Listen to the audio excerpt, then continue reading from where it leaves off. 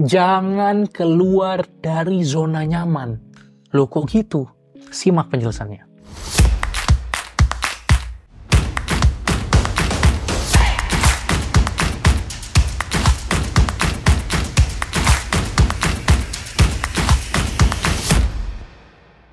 Hai, balik lagi bareng gua Umar di channel Pembelajar Produktif yang membahas seputar productivity dan pengembangan diri. Silakan subscribe dan jangan lupa ikuti juga konten-konten di Instagram, TikTok, serta podcast di Spotify. Kali ini kita akan bahas tentang comfort zone, zona nyaman. Dan hampir semua orang setuju bahwa kita perlu keluar dari zona nyaman untuk kita bisa grow, untuk kita bisa bertumbuh. Mungkin kamu pernah lihat gambar ini, di mana ada comfort zone atau zona nyaman kita, lalu kalau kita keluar ada fear zone dulu atau zona di mana kita khawatir, takut, ragu, lalu ada learning zone, ada growth zone. Nah, tapi yang perlu kita lihat, di luar comfort zone ada yang namanya fear zone, zona untuk takut, ragu, gelisah, cemas. Dan inilah yang membuat kita kembali lagi ke comfort zone, kembali lagi ke zona nyaman. Kok bisa? Karena kita nggak nyaman, karena kita nggak enjoy dengan prosesnya. Dan ini seringkali jebakan yang sering kita rasakan. Maka, jangan keluar dari zona nyaman. Toh hidup, kita berusaha untuk jadi nyaman, kok malah kita udah nyaman, kita jadi cabut. Kan aneh ya? Justru kita nanti akan balik lagi ke zona nyaman itu. Nah, ayo kita pakai terminologi yang berbeda.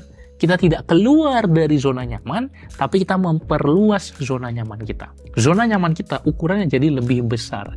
Sehingga akan ada lebih banyak hal-hal yang struggling, hal-hal yang masalah, hal-hal yang menumbuhkan kita. Kita nyaman dengan proses bertumbuh tadi. Kita nyaman dengan struggle tadi. Kenapa? Zona nyaman kita udah jauh lebih besar.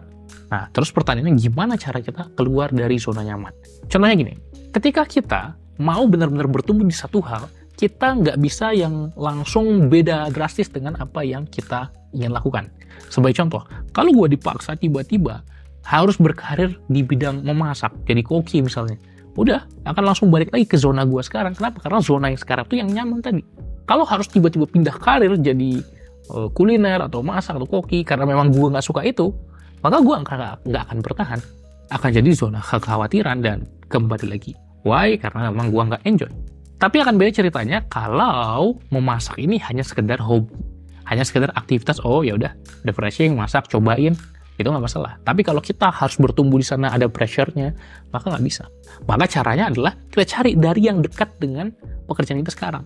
Kita cari dari yang benar-benar kita pahami, dari yang benar-benar kita lakukan, dari yang benar-benar kita coba geluti. Oh, gue nggak apa-apa sekarang mainnya di pengembangan diri, produktivitas. Coba pendidikan formal tuh kayak gimana? Itu masih dekat. Coba human resource itu seperti apa? Oh, itu masih dekat. Coba bagaimana kita ngebangun personal brand. Itu masih dekat dengan bidang gue sekarang. Sehingga perlahan-lahan zona nyaman gue makin luas, makin luas, makin luas. Walaupun gue punya, induknya itu ada di mana. Dan dari situ gue akan mencoba banyak hal baru, banyak hal baru, banyak hal baru, tapi tidak langsung yang jauh di sana, yang dekat-dekat dulu.